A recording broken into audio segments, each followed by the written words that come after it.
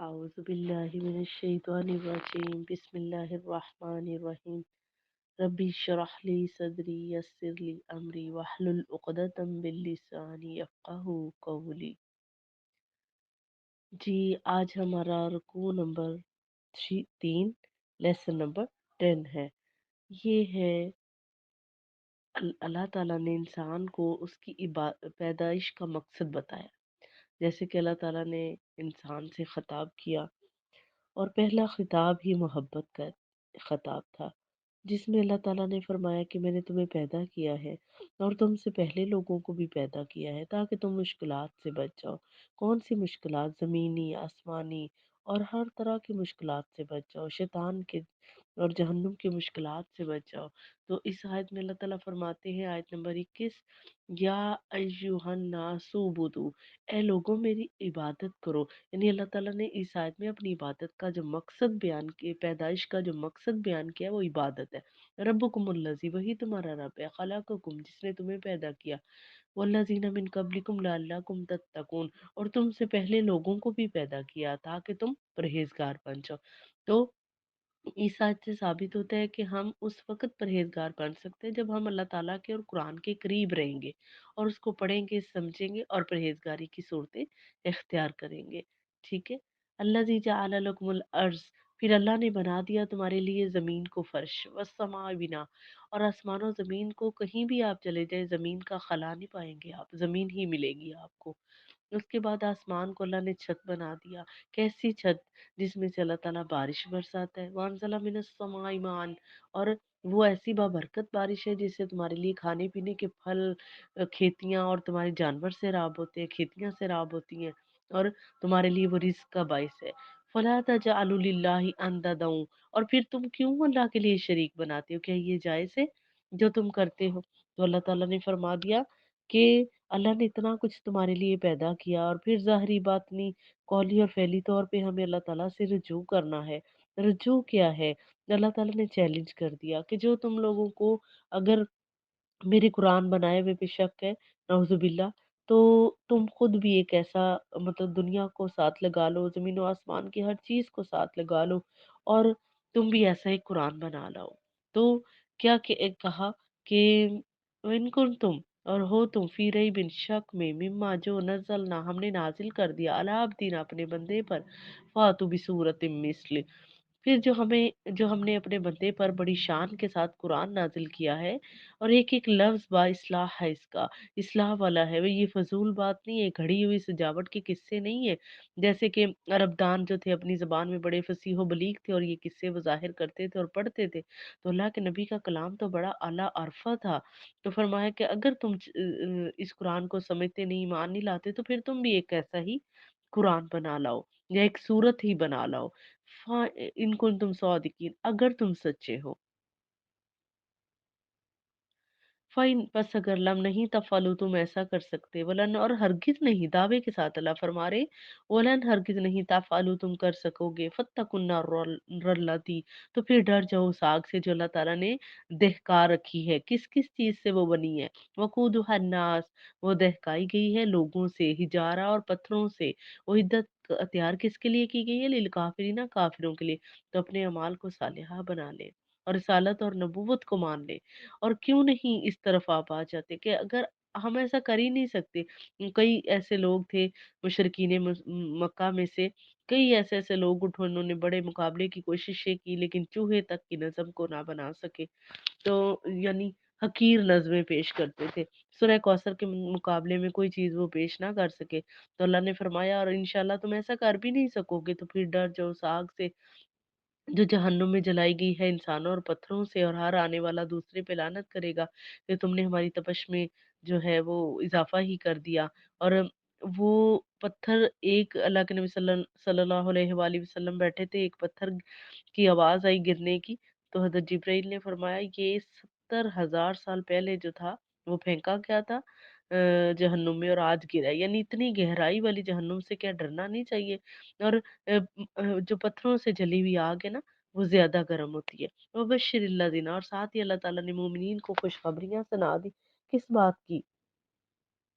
اور فرمایا یہ دنیا تو ختم ہو جائے گی اور تم اپنے بھیانک انجام سے کیوں نہیں ڈر جاتے؟ اللہ نے ساتھ ہی خوشخبریاں بھی سنا دی۔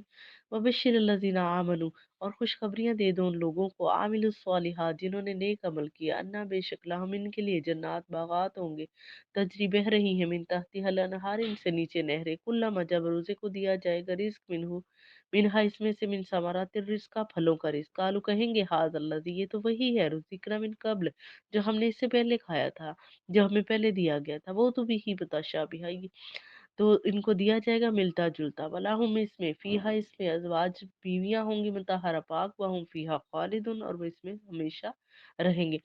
اس آیت میں فرمایا گیا کہ اللہ تعالیٰ جو ان کو خوشخبریاں دے رہے نا جنت کی، یہ عام لوگوں کو نہیں دے رہے، یہ مومنین کو دے رہے۔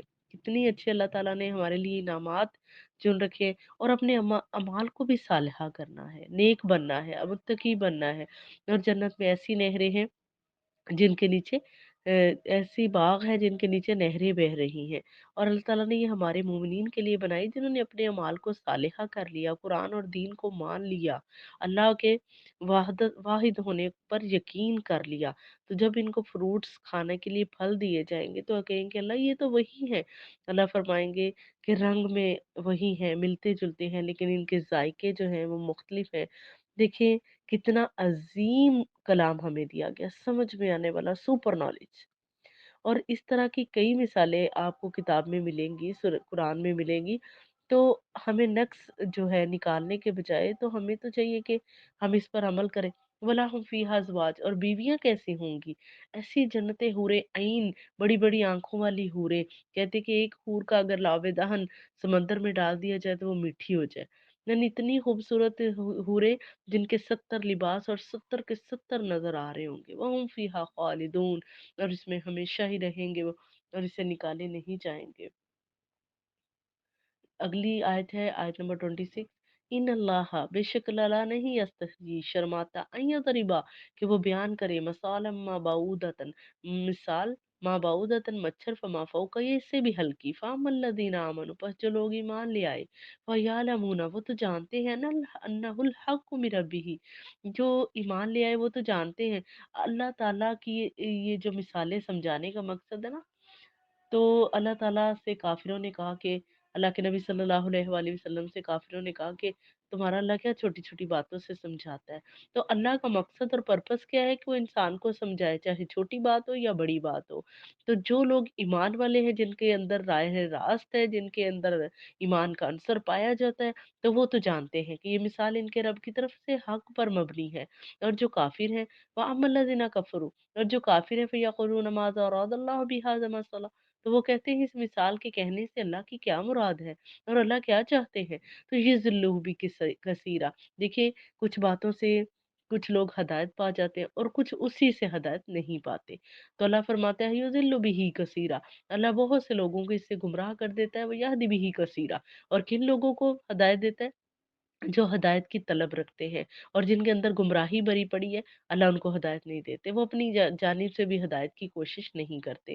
وما یضل به للفاسقین، تو یہ لوگ فاسق ہیں، فاسق جانور بھی ہیں، چوہا، کوا، چیل، بچھو، کالا کتا، اور کہا کہ یہ فاسقین میں ہے، یہ فساد کرنے والوں میں سے ہے۔ اللہ دینا، بے شک جو لوگ فساد کرتے ہیں نا، تو اللہ تعالیٰ نے ان کو منع فرمایا ہے کہ یہ جو حقیر سے حقیر مثال سے بھی اللہ تمہیں سمجھانے کی کوشش کرتا ہے نا، سپر نالج دے رہا ہے، تو لیکن تم اس کو مانتے نہیں ہو، اللہ کے حکم پر جھکتے نہیں ہو، ہدایت حاصل نہیں کرتے، کیا تم اس باؤنڈری کو توڑ نہیں سکتے جو کفر کی تمہارے اندر آئی ہوئی ہے؟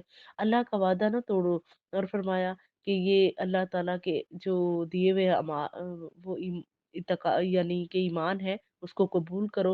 اور فاسق لوگ تو وہ ہیں جو اللہ کے وعدوں کو توڑ دیتے ہیں، شرک بھی کرتے ہیں، رشتوں کو بھی کاٹتے ہیں، قطع رحمی بھی کرتے ہیں، اور اللہ کی رحمت ان پر نہیں ہوگی۔ اللہ تعالیٰ فرماتے ہیں دو چیزیں بڑھتی ہیں صلہ رحمی سے، عمر اور رزق۔ اگر کوئی چاہتا ہے کہ اس کی یعنی یہ کی ہے، اگر آپ چاہتے ہیں نا کہ آپ کا رزق اور عمر بڑھے تو آپ صلہ رحمی سے کام لیں، اپنے رشتہ داروں سے اچھا سلوک کریں، اچھا کریں، تب بھی وہ جب وہ اچھا کریں تب بھی اچھا کریں، جب وہ برا کریں تب بھی برا کریں۔ آپ اچھے ہیں، وہ اچھے ہیں، ہر حال میں اچھا ہی کرنا ہے، اچھا ہی رہنا ہے، اپنے رویے اور عمل کو تبدیل کرے، نہ کہ ان کے تابع ہو جائے جو برا کر رہے ہیں۔ اور حضرت نبی کریم صلی اللہ علیہ وآلہ وسلم نے بھی تو لوگوں کے ساتھ، حالانکہ وہ ان کے ساتھ برا کرتے تھے، پھر بھی اللہ کے نبی صلی اللہ علیہ وآلہ وسلم نے ان کے ساتھ کتنے اچھے طریقے سے پیش آئے، اور وہ ایمان میں آ جائے۔ کئی ایسے صحابہ ہیں، اور ہمارا جو دین ہے بڑا پڑا ہے ان چیزوں سے، علم۔ اللہ جل جلالہ یغنقضون توڑتے ہیں عہد اللہ، اللہ کے وعدے کو، من بعد میثاقہ، اس وعدے کو پکا کرنے کے بعد، وقت یقطعون ما امر اللہ، جس کو اللہ نے حکم دیا ہے کہ ایصلا، کہ اس کو پکا کیا جائے، یفسدون فی الارض، وہ اس کے ذریعے سے زمین میں فساد کرتے ہیں، اولئک هم الخاسرون، یہی نقصان والے لوگ ہیں۔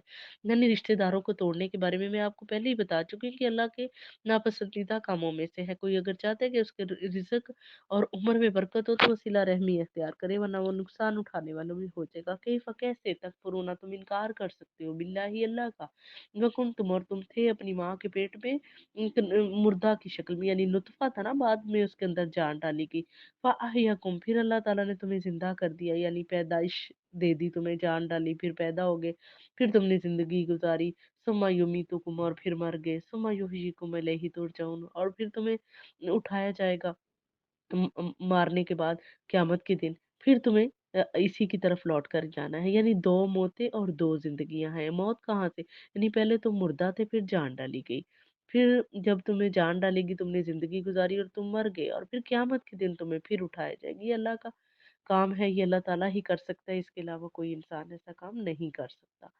تو فرمایا کہ تم کیوں اس اللہ تعالیٰ کے تابعدار نہیں ہو جاتے، جو زندگی اور موت ہے ہی اسی کے ہاتھ میں، وہی اس کا وارث ہے۔ تو ہم کیوں ایک فطور والی چیزوں کے پیچھے پڑے ہوئے ہیں؟ ہم کیوں ناکارہ چیزوں کے پیچھے پڑے ہیں؟ ہم دنیا میں کیوں اتنا گھس گئے کہ اللہ تعالیٰ کے وجود کو ہی بھول چکے ہیں؟ تو روز باللہ ہمیں اللہ تعالیٰ کی طرف آنا چاہیے، ہمیں بھولنا نہیں چاہیے۔ تو ہر انسان کا جو دل ہے، یعنی 3 ماہ بعد جو ہے وہ جان ڈلتی ہے، تو ہر انسان کا دل اس سے 3 ماہ جو ہے وہ بڑا ہے عمر میں۔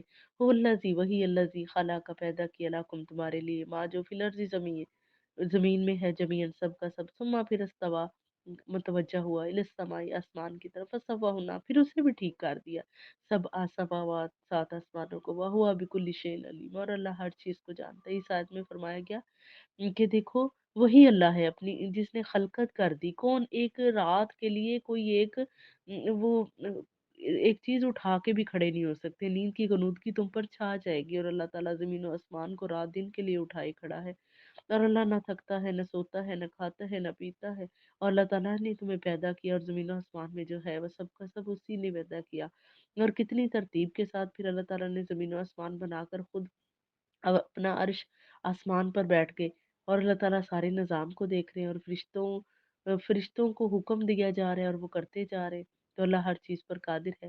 اللہ تعالیٰ نے ہفتے والے دن جو تھا انسان کا خمیر گوندا اور اس کو نرم کرنے کے لیے رکھ دیا گیا، اتوار کو پہاڑ بنائے، پیر کو درخت بنائے جو نباتات ہے، منگل کو برائی، بدھ کو نور، برائی اور وہ جنات پیدا کیے، بدھ کو نور اور نیکیاں پیدا کی، جمعرات کو جانور پیدا کیے، اور جمعے کو عصر کی آخری گھڑی میں انسان کو وہی خمیر گوندا ہوا جس کو رکھا گیا تھا نرم کرنے کے لیے، کہ اللہ تعالیٰ کو انسان کی نرمی اور صلہ رحمی اتنی پسند ہے کہ اللہ نے اتنی زیادہ دیر کے لیے اسے نرم کرنے کو رکھ چھوڑا۔ پھر اللہ تعالیٰ نے عصر کے وقت انسان کی تخلیق کی، عصر کے وقت ہی اس کا حساب ہوگا، اور عصر کے وقت کی قیامت آئے گی۔